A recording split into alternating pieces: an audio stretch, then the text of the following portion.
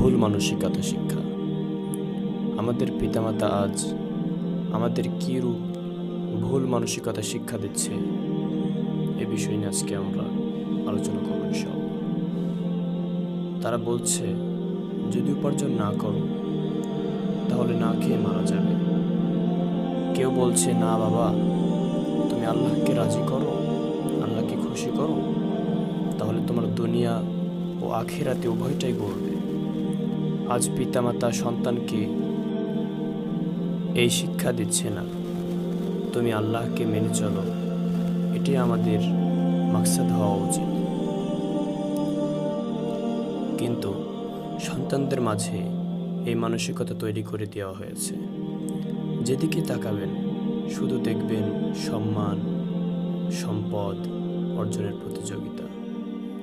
এসবের পেছনে পৃথিবীর ঘূর্ণনের মতো আমরাও ছুটে বেড়াচ্ছি দিক বেদিক। একদিন যাকে জগৎ ছেড়ে যেতে হবে, তার আবার এত সম্পদ, এত যশ খেতে কি প্রয়োজন? এমন মানুষের গর্বই কি, অহংকারই বা কি? কদিন পর তো আমাদের অস্তিত্বই মুছে যাবে পৃথিবী থেকে। কিছুদিন অতিক্রান্ত হওয়ার পর কবরের নাম নিশানাও আমাদের মুছে যাবে, থাকবে না।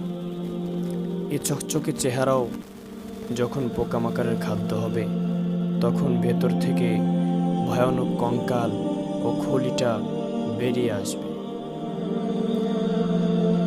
মনকারা চোখ দুটি গলে গিয়ে কদাকার দুটি ছিদ্র তৈরি হবে। আর কোকিল কণ্ঠে গান গাইতো যে মুখ, মিষ্টি ভাষায় কথা বলতো যে মুখটি, তার জায়গায় দেখা যাবে ভয়ঙ্কর এক চোয়াল। দাঁতগুলো আর সুদর্শন দেহের খোলসটি ছাড়া আর কিছুই বাকি থাকবে না। তারপর যখন মাটির উত্তাপ বেড়ে যাবে, তখন হাড়গুলো চূর্ণ বিচূর্ণ হয়ে যাবে। তারপর চূর্ণ হয়ে যাওয়া হাড়গুলো মাটি হয়ে যাবে। এমন হয়ে যাবে যেমন এক সময় আমার কোনো অস্তিত্ব এই পৃথিবীতে ছিল না, যেন কখনোই ছিলাম না আমি। এমন হয়ে যাবে যে মা জন্ম দিয়েছিল, সেই মা আমাকে ভুলে যাবে। যে পিতা কোলে করে পিঠে করে আগলে রেখেছিল সারাদিন সারা রাত, সেই পিতাও ভুলে যাবে। সন্তান ভুলে যাবে আমাদের কোনো পিতা ছিলেন, যিনি দিনে রাতে সন্তানের জন্য মাথার ঘাম পায়ে ঝরিয়েছেন, পরিশ্রম করেছেন।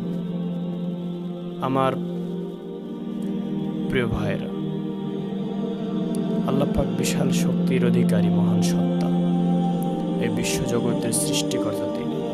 আমরা তার গোলাম, আমরা তার বান্দা। আমাদের কর্তব্য হলো আল্লাহ রাব্বুল আলামিনকে সন্তুষ্ট করা। আমরা যদি আল্লাহকে সন্তুষ্ট করতে পারি, তাহলে আমাদের দুনিয়াও করবে, আখিরাতও করবে। এই জন্য আমাদেরকে আল্লাহ রাব্বুল আলামিনকে মাকসাদ বানিয়ে চলতে হবে এবং আল্লাহ প্রিয় হাবিব সাল্লাল্লাহু আলাইহি সাল্লামের জীবন আদর্শ অনুসরণ করতে হবে। কিন্তু আজ আমরা আমাদের মাকসাদ থেকে দূরে সরে গিয়েছি। শুধু সরে যাইনি, বহু দূরে চলে গিয়েছি। আজ আমাদের পথ হারিয়ে গিয়েছে, গন্তব্য হারিয়ে গিয়েছে আমাদের।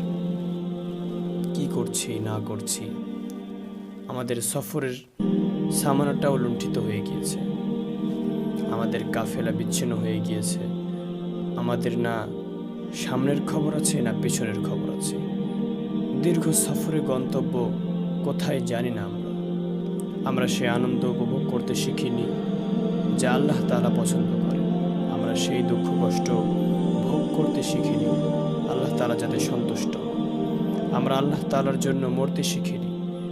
আমরা আল্লাহ তাআলার জন্য নিজেকে মিটিয়ে দিতে শিখিনি। আমরা আল্লাহর জন্য বাঁচতে শিখিনি। মানুষ যদি আমাদের প্রতি সন্তুষ্ট হয়, তাহলে আমাদের সমস্যার সমাধান হবে না। আমরা যদি আল্লাহকে সন্তুষ্ট করতে পারি, তাহলে আমাদের সকল সমস্যার সমাধান হয়ে যাবে। মানুষের পছন্দ অপছন্দ আমাদের কোনোই লাভ ক্ষতি নেই। আমার লাভ ক্ষতি কল্যাণ অকল্যাণ সবই আল্লাহ পাকের সন্তুষ্ট অসন্তুষ্টি পছন্দ অপছন্দের মাঝেই নিহিত হয়ে আছে। আল্লাহ তাআলা যা পছন্দ করেন তাই আমাদের পছন্দ। এক মেয়ের বিয়ে হয়েছে, তাকে বধূ সাজে সাজানো হয়েছে। বান্ধবীরা বলল, আজ তোমাকে খুবই সুন্দর লাগছে। এ কথা শুনে মেয়েটি কাঁদতে শুরু করলো। বলল, তোমাদের ভালো লাগায় আমার কাজ হবে না। আমি যার জন্য সেজেছি যতক্ষণ পর্যন্ত তার চোখে আমাকে ভালো না লাগবে ততক্ষণ পর্যন্ত আমার এই সাজসজ্জা কোনো কাজে আসবে না। তার চোখে যদি আমি সৌন্দর্য নাই ফোটাইতে পারি, তার চোখে আমি যদি সুন্দর নাই হতে পারি, তাহলে এই সাজসজ্জা আমার কোনো কাজে আসবে না। এ হলো চোখওয়ালার অন্ধদের জগৎ। এ জগৎ হলো বোকাদের জগৎ। এ জগৎ হলো মূর্খদের জগৎ।